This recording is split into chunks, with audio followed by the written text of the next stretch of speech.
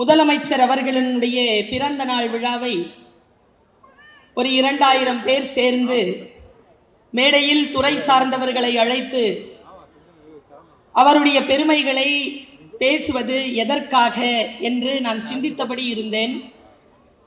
இந்த மேடையில் சொல்லப்படக்கூடிய கருத்துக்கள் இதோ இங்கே குழுமி இருக்கக்கூடிய இந்த தமிழ் உறவுகளுக்கு மட்டுமல்ல, உலகமெல்லாம் விரவி பறந்து இருக்கக்கூடிய அத்துணை பேருக்குமான செய்தியாக இந்த மன்றங்கள் தங்களுடைய வாதத்தையும் வாக்கையும் முன்னெடுத்து வைத்துக் கொண்டிருக்கின்றன. நான் மேடையில் அமர்ந்திருக்கின்ற பொழுது அமைச்சர் அண்ணன் சேகர்பாபு அவர்கள் மேடைக்கு வந்தார்கள். இனி இந்த மேடை பெண்களின் வசம் என்று சொல்லிவிட்டு போய் முன்னிருக்கையில் அமர்ந்து கொண்டார்கள். அமுதா அவர்கள் இந்த நிகழ்ச்சியை வழிநடத்துவார் என்று சொன்னார்கள். சரிதா மகேஷ்குமார் உட்பட நம்முடைய ராஜேஸ்வரி அவர்கள் உட்பட பெண்கள் இதை முன்னெடுத்து நடத்துவார்கள் என்று சொல்லி முன்னால் சென்று உட்கார்ந்து கொண்டார்.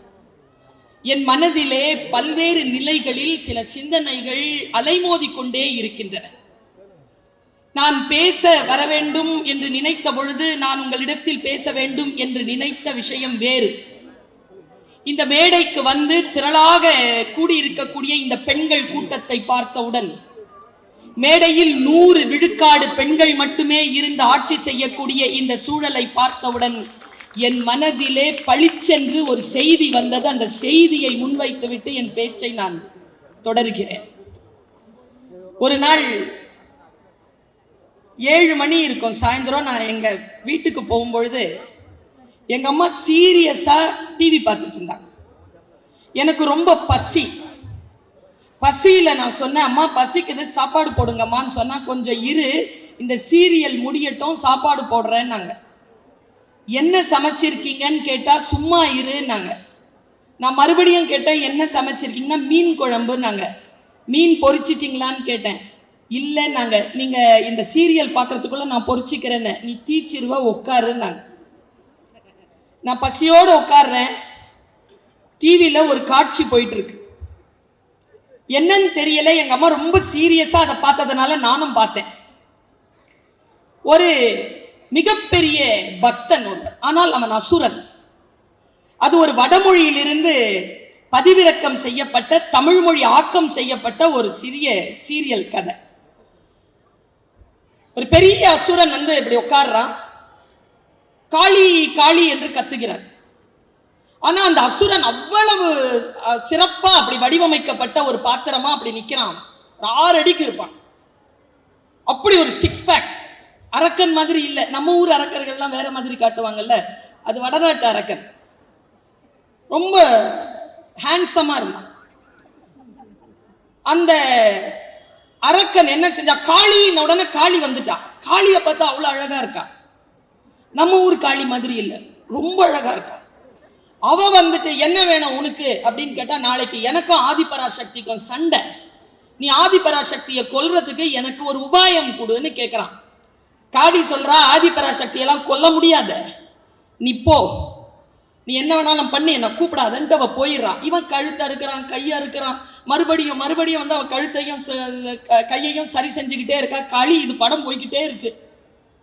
எங்க அம்மா ரொம்ப சீரியஸா பார்த்துருக்காங்க. ஒரு நிலையில அவன் என்ன சொல்றான், நான் மந்திரம் சொல்லி தலை வெட்டி கொள்வேன், நீ என்னை மறுபடியும் உயிர்ப்பிக்கவே முடியாது, ஆதிபராசக்தியை கொல்வதற்கான வழி தா அப்படின்னு கேட்கிறான். அவன் சொல்றா, ஆதிபராசக்தியை கொல்ல முடியாது, என்கிட்ட அந்த உபாயம் இல்லை, நீ பொய் சொல்ற, புராணம் சொல்கிறது காளியிடத்தில் தான் அந்த உபாயம் இருக்கிறது என்று எனக்கு தெரியும், சொல் அப்படின்னு சொல்றான். நான் இங்க இருக்கிற ஆம்பளைங்க கிட்ட எல்லாம் கேட்டுக்கிறேன். நான் இப்போ காளி அந்த அசுரனுக்கு, துர்காமா அசுரனுக்கு சொன்ன உபாயத்தை இப்ப சொல்ல போறேன். ஆதிபராசக்தியை கொல்ற உபாயம். எனக்கு நீங்க எல்லாம் ஒரு சத்தியம் பண்ணி தரணும், ஆம்பளைங்க மட்டும். நான் இப்ப சொல்லும் போதே மறந்துடணும், சரியா? யூஸ் பண்ணக்கூடாது. இங்க சபையில் இருக்கிற எல்லா ஆதிபராசக்தியும் கேட்டுக்கிறேன், சாவர வரைக்கும் இந்த நான் சொல்ற வார்த்தையை மறக்கக்கூடாது, ஞாபகத்தில் வச்சுக்கணும். காளி சொன்ன உபாயம் என்ன தெரியுமா? நாளை காலையில சூரிய உதயமானவுடன் மேலிருந்து ஆதிபராசக்தி இறங்குவாள். நீ என்ன பண்ண, சண்டையே போடாத, சும்மா போய் நின்று அவளுக்கு முன்னால 4 கெட்ட வார்த்தை சொல்லு. அவ சக்தி இழப்பாள். சக்தி இழந்த உடனே நீ என்ன வேணாலும் அவளை பண்ணிக்கலாம். இதுதான் உபாயம் சொல்லிட்டு போயிட்டா. நான் மீனாவது வறுவலாவது, என்னதான் உபாயம் இது, இது எப்படி செல்லுபடி ஆகும்னு மெய் மறந்து எழுந்து நின்று பார்த்தேங்க.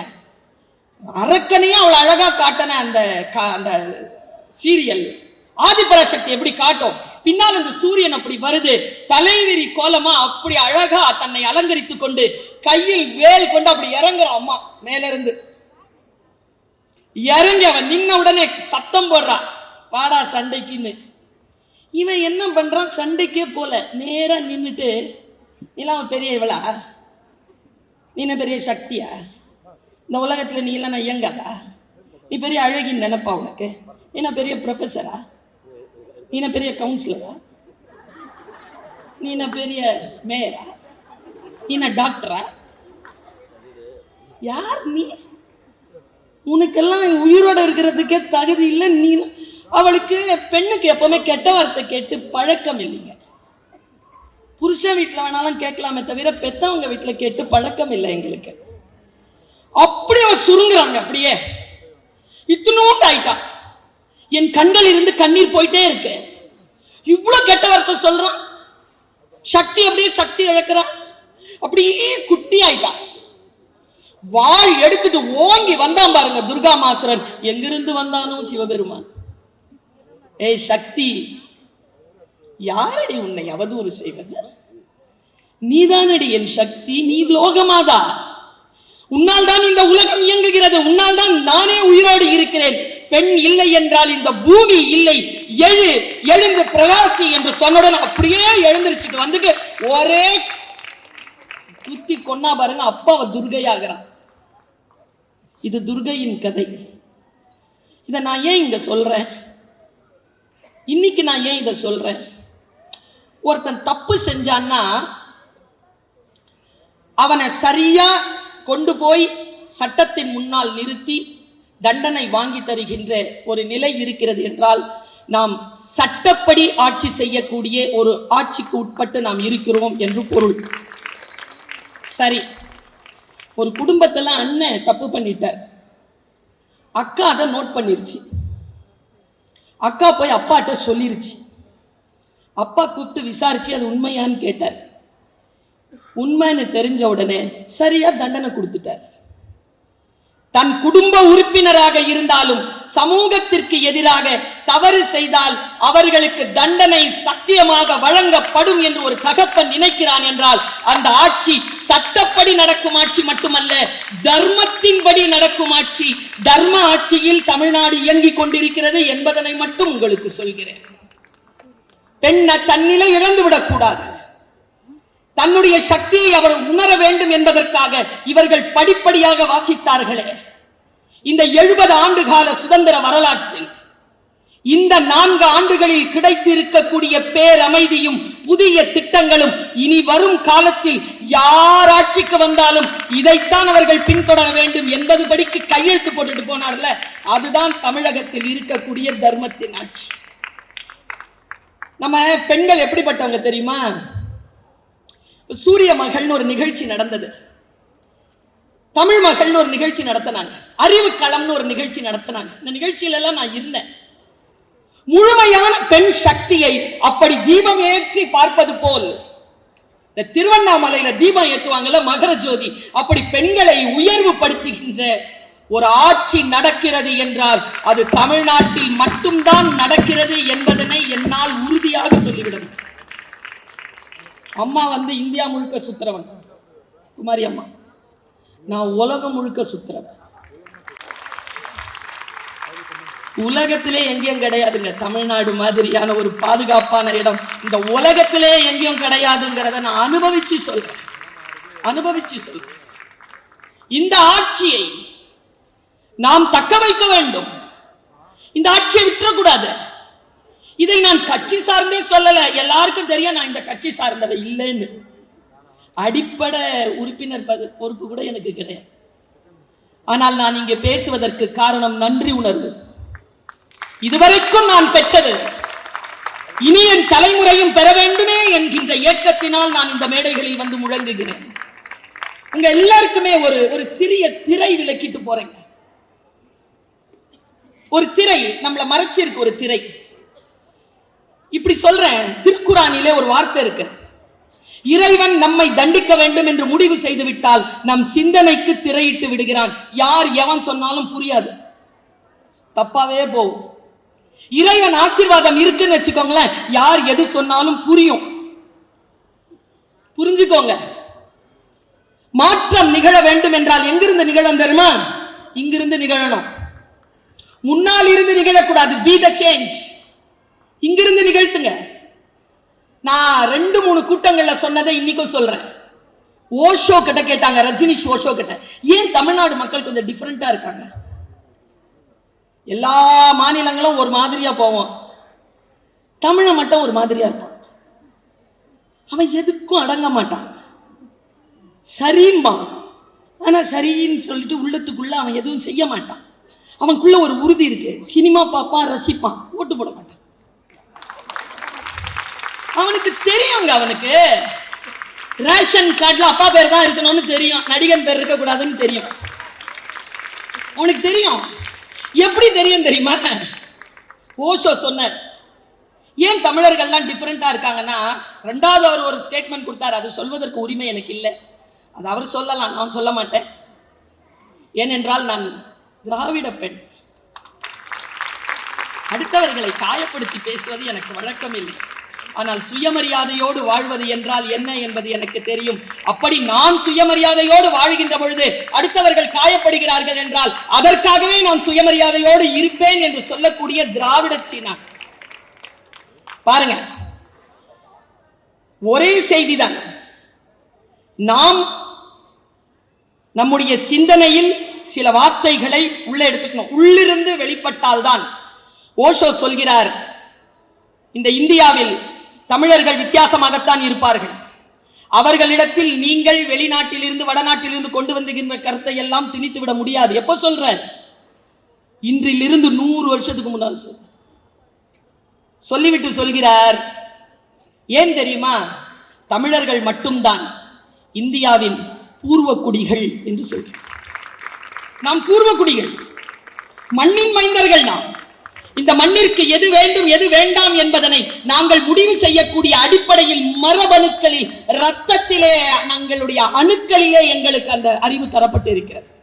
அதனால் சொல்லுகிறேன், எங்கிருந்து இந்த வார்த்தை தொடங்கணும்? புரட்சி எங்கிருந்து தொடங்கணும்?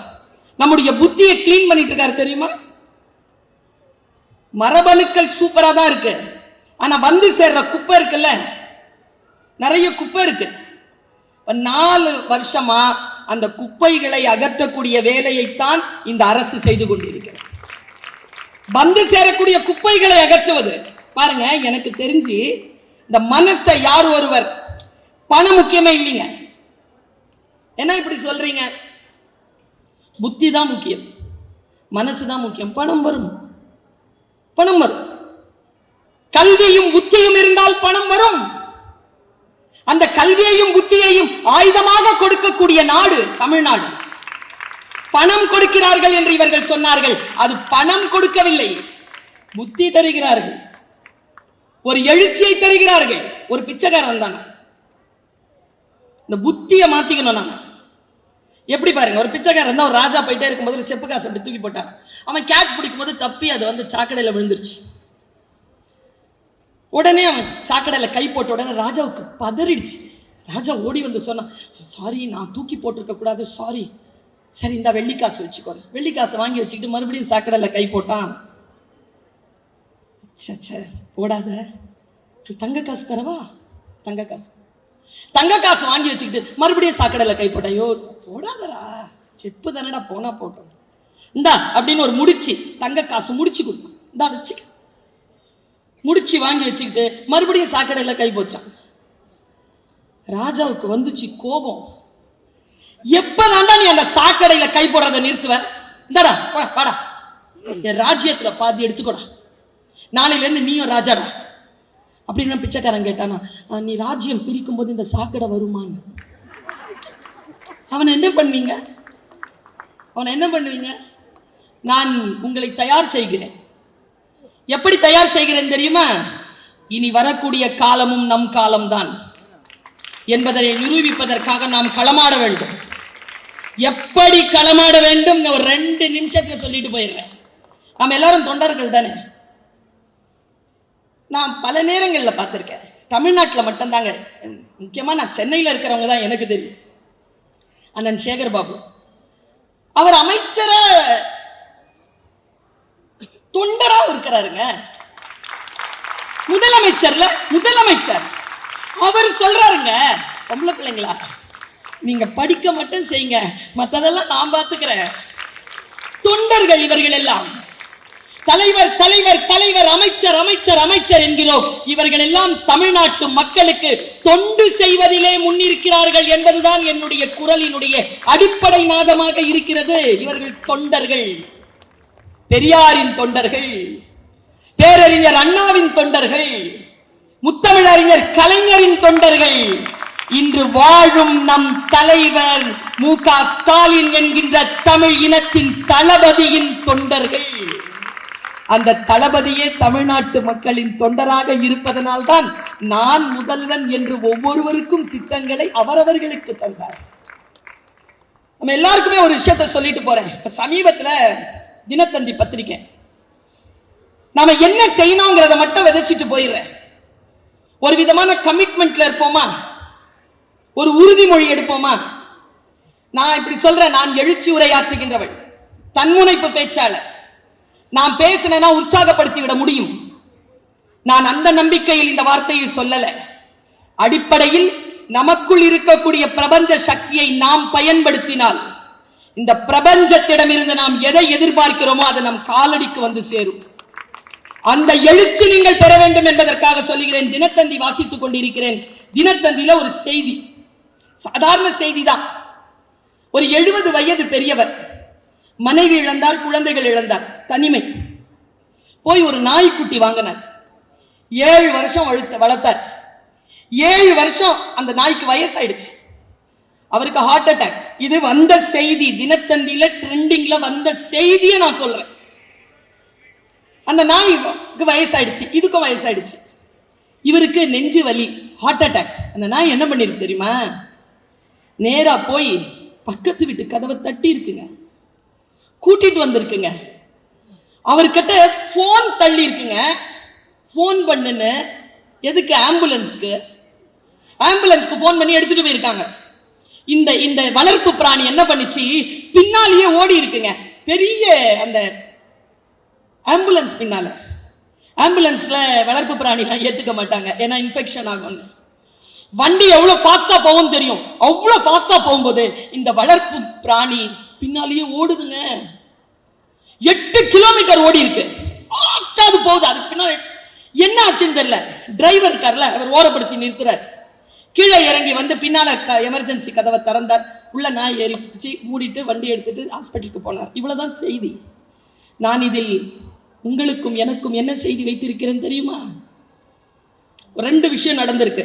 ஒன்று, அவர் ஹார்ட் அட்டாக்ல சாகரத்துக்கான அந்த விழிப்பு நிலையில இருந்திருந்தாலும் தன் வளர்ப்பு பிராணியை அவர் பார்த்த அந்த வினாடியில் அவருக்கு சக்தி நிலை கூடியிருக்கும். 1. 2 இருக்குல்ல, பிரபஞ்சம் நம்மோடு இயங்கிக் கொண்டிருக்கிறது என்பதற்கான சாட்சி. காசு பணத்திற்காக பேசலீங்க, நாங்க புகழுக்காக பேசல, தன்மானத்திற்காக பேசிக் கொண்டிருக்கிறோம். உறுதிப்பாடு அடைய வேண்டும் என்பதற்காக பேசிக் கொண்டிருக்கிறோம். தலைமுறைக்காக பேசிக் கொண்டிருக்கிறோம். ஒரு செய்தி எனக்கு என்ன தெரியுமா தெரிஞ்சது? எனக்கு மனசுல ஒரு கேள்வி. எந்த ஜெஸ்டர், எந்த வார்த்தை அல்லது எந்த அசைவு எமர்ஜென்சியா போயிட்டு இருக்கக்கூடிய அந்த ஆம்புலன்ஸ் டிரைவரை ஓரம் கட்டுச்சுங்க? அந்த வண்டியை உள்ள ஒரு உயிர் போராடிட்டு இருந்தாலும் அப்படி ஓரம் கட்ட வச்சது எது? அந்த வளர்ப்பு பிராணியின் கமிட்மெண்ட், அதனுடைய உறுதிப்பாடு, அதனுடைய லவ், அதனுடைய அன்பு, தன் எஜமானன் மீது அது வைத்த அப்பழுக்கற்ற அன்கண்டிஷனலா அது வைத்திருக்கக்கூடிய பாண்டேஜ், பிணைப்பு, அது நிறுத்துச்சா? நான் சொல்றேன், நாமளும் அப்படி இருந்தோம்னு வச்சுக்கோங்க, எந்த ஆம்புலன்ஸ் முன்னால போனாலும் அந்த டிரைவரை ஓரம் கட்டி நிறுத்தலாம். இன்றைக்கு நீங்கள் எல்லோரும் கழகத்தின் தோழர்களாக இருக்கிறீர்கள், உறுப்பினர்களாக இருக்கிற நான் சொல்லுகிறேன், ஸ்டே கமிட்டட். கமிட்மெண்டோட வேலை செய்யுங்க. எந்த எமர்ஜென்சி கதவு மூடி இருந்தாலும் உங்களுக்காக வருங்காலத்தில் அது திறக்கப்படும். அந்த கமிட்மெண்டோட நாம் இருப்போம் என்று சொல்லிக்கொண்டு இவரை வாழ்த்துவதற்கு நான் வார்த்தைகளை கொண்டு வந்திருக்கிறேன். எப்படி இவரை வாழ்த்துவது? ஐயா, அப்பா என்று எல்லோரும் அழைக்கக்கூடிய எங்கள் தலைவா, நீங்கள் வாழ்க. ஐங்குறுநூறில் இருந்து 4 வரிகள்.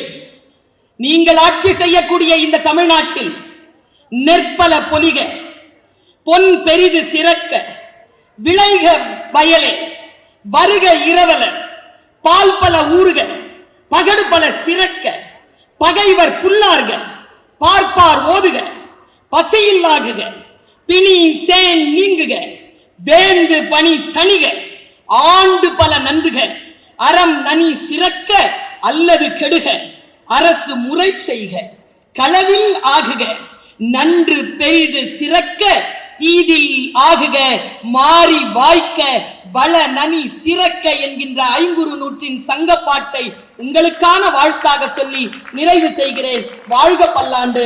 நன்றி, வணக்கம்.